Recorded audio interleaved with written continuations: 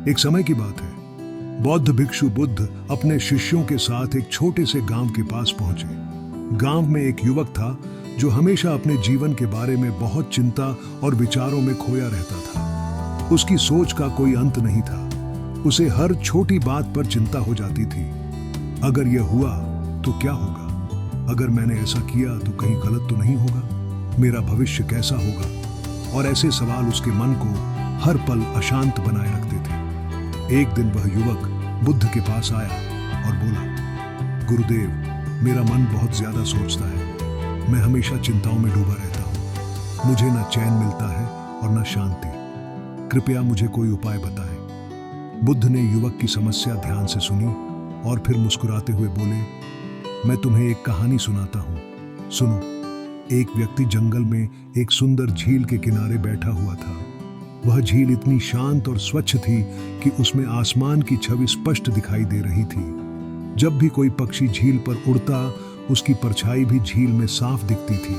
वह व्यक्ति झील को ध्यान से देख रहा था। तभी अचानक झील में एक भारी पत्थर गिरा।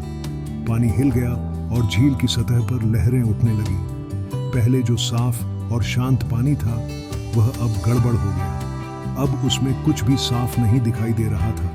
उस व्यक्ति को समझ आया कि जब तक पानी शांत नहीं होगा, झील की सतह फिर से स्वच्छ नहीं हो सकती। बुद्ध ने युवक की ओर देखते हुए कहा, ठीक ऐसा ही तुम्हारे मन के साथ है। जब तुम ज्यादा सोचते हो तो तुम्हारा मन भी अशांत हो जाता है, जैसे झील में उठी हुई लहरें। इसीलिए शांति पाने के लिए तुम्हें अपने विचारों को शांत करना होगा।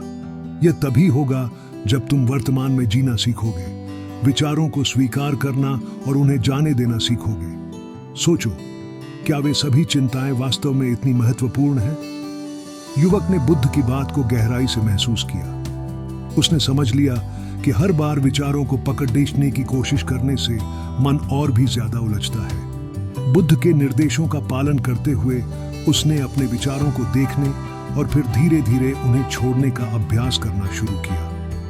थोड़े समय में उसका मन पहले से शांत होने लगा और उसने महसूस किया कि उसकी चिंता और अनचाही सोच धीरे धीरे कम हो रही थी। यह कहानी हमें सिखाती है कि जब हम बहुत ज्यादा सोचते हैं तो हमारा मन अशांत हो जाता है। शांति पाने का उपाय है अपने विचारों को पकड़ने के बजाय उन्हें जाने देना।